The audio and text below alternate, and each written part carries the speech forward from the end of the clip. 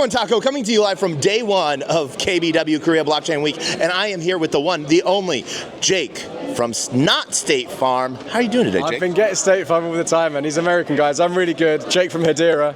Thanks for having me, man. Yeah. So, for those that don't know, 30 seconds, what is Hedera? So Hedera, layer 1 blockchain. It's a public network, but it's permissioned. So unusual relative to some of the competitors. We've got a model where we've got governing council members who run and govern the network. Now, some people say, oh, you're centralized. To be honest, I think there's arguments 2 and 4. One of the advantages that a lot of institutions are looking at is we know exactly where our nodes are. We can also distribute the nodes on different networks, different cloud providers around the whole world. So there's actually that element of decentralization in the sense that really sort of spread out different regions, different providers as well. Well, and I'll tell what's been really found, the mathematical proof is over 16 validators you can actually prove decentralization, and the fact that you have 16 different institutions. You have Apple, you have Microsoft, you have Google, you have London School of Economics, you have gigabrain companies, motor companies.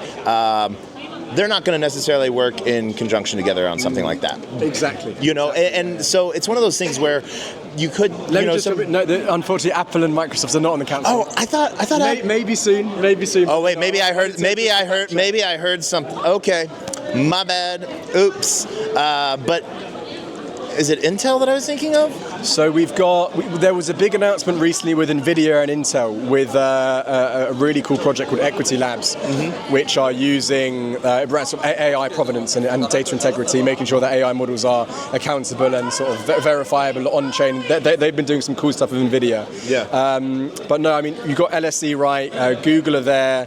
There's been some really cool recent ones. So the what's it called? B3 Blockchain for Energy have just joined, and they're a consortium of all of the top oil companies. They've come over. They're using a bunch of good oil companies. Yeah. You have some big institutions. There's some big names. One of my favorite is NSE, the Nairobi Securities Exchange. Yeah. They just joined, and they're really, really positive. They're big on tokenization. They've got a new CEO, Frank, who's an absolute legend, and he's really got a strategic vision of just innovation, making sure that NSE is at the cutting edge, not just in Kenya, but the whole world. Yeah, and what's really cool is the community that you've built around you guys. We see this happen like with Chainlink, with Link Marines, but with HBAR, Hedera, we got the H-Barbarians. H-Barbarians, man. Shout out to the H-Barbarians. I'll tell you what, when you look at our retail community, from the numbers perspective, it's not as big. I wouldn't say not as good, that's wrong. Not as big as obviously your Solanas, your bases. But when you look at the actual sort of interaction and sort of passion that the community have, H-Barbarians, they really come out on top. And I've had this when I've been working with people, for example, Reown or Wallet Connect, who've got visibility across the whole ecosystem. They say when they're marketing towards the Hedera guys and girls, the H-Barbarians, we're smashing it. We're engaging loads of more comments, more engagement. So it's really quite authentic. Yeah. And obviously strategically, in the recent sort of year or so, we've had some awesome changes at the Hedera Foundation. We've got Jeff in the back scene over there. He's been making moves. But sort of top down, there's been a really big push to focus on retail. Yeah. Because obviously Hedera's had that stigma of you're an enterprise chain. But the fact of the matter is, enterprise and retail are symbiotic. You don't have one without the other. And enterprises will join and go, what's the liquidity like? Liquidity is coming from the retail. So within the last year or so, there's been a really, really big push to grow that ecosystem. We've now got loads of DEXs coming left, right and centre, lending and borrowing. We've got our own sort of meme token fair launch platforms. But more interestingly, recently integration with Layer Zero's Stargate. And that's for the EVM side of things. That's for the EVM side of things. So Hedera, EVM compatible. We've got our native services where you can sort of build stuff. If you're a developer, we're going to move off token IDs then. Look, they're still going to be there. Yeah. You know about it. But yes, I mean, you can basically bring your EVM application. If you're just EVM native, you're looking at those SECP, 2K, whatever it is, aliases. You can use those. I don't need a memo anymore. No, you don't need a memo. You don't need any of that stuff. Yeah. Which is really exciting. But then you can still use the native stuff. But the big piece on it is security. So and one of the really cool things that I liked about it, two of the really good wallets like Edge and Hashpack. Really made it for an easy consumer piece. Saucer Swaps did a really good job as well on the DEX side.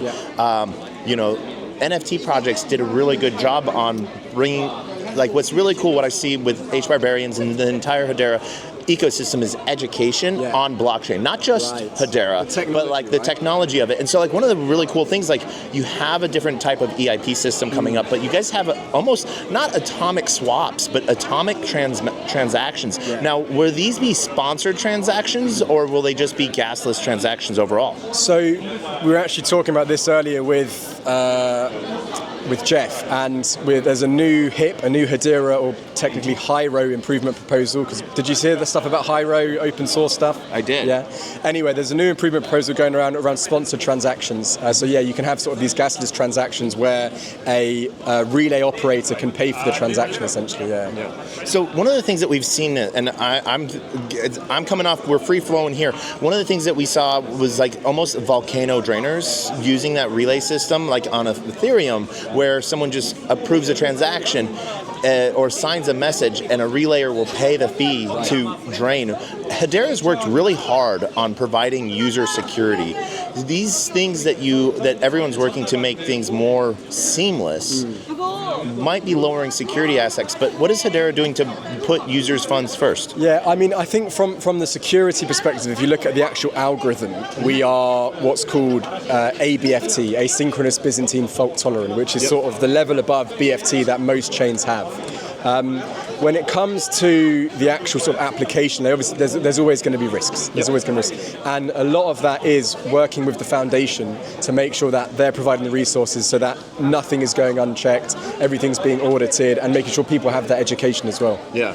No, I got really deep into my BFT days doing stuff at Hyperledger, so it's fun times, you know. But, all right, so any cool stuff here at KBW? I literally got here last night. So I haven't been here for too long, but I think just sort of having conversations. We were at a side event just earlier today, lots of good chats, and really better understanding the regulatory space in Korea has been quite interesting. It is interesting. Yeah, I've just heard that there's sort of quite a big push actually from the business sector to get stable coins, etc. pushed, and it's looking like. Someone told me Q4 that there's a few different sort of bills being proposed. One's a bit more conservative, one's a bit more forward-thinking, but probably one of them is going to get pushed. So I think that's sort of setting the tone. I think that's really setting the tone for the region and hopefully for growth of the whole ecosystem. And we see like one of the big ecosystem pushes that's happening here in Korea as well is on the DAT side. Is Hedera getting into the DATs? What? Digital Asset Treasury. Oh, do you know what? That's a bit out of my scope. Maybe Jeff, can you come along and give me some help on the DATs? He's taking in. Lifeline here. How are you guys doing? I'm Jeff from the Hedera Foundation. Look, in terms of DATs, in terms of the trend, it is top of mind for us.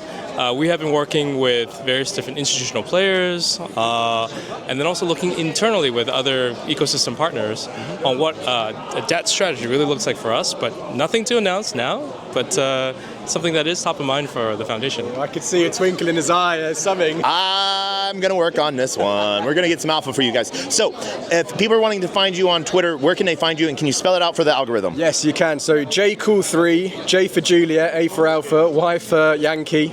Is this right? COOL cool 3. No, it's not. H. Cancel 3. It's not 3. It's H. H for hotel. J cool. Hedera. J. H for Hedera. All right. So, and where can they find you? JTCHUI abroad. That's it. All right. You guys heard it here first at Korea, and we're going to see you guys at Token. Oh, I'm there, bro. I'm even ETH Delhi. If you're there at ETH Delhi, I'm flying from Korea to ETH Delhi and then back to Singapore. We'll see you guys all at Token. See you soon.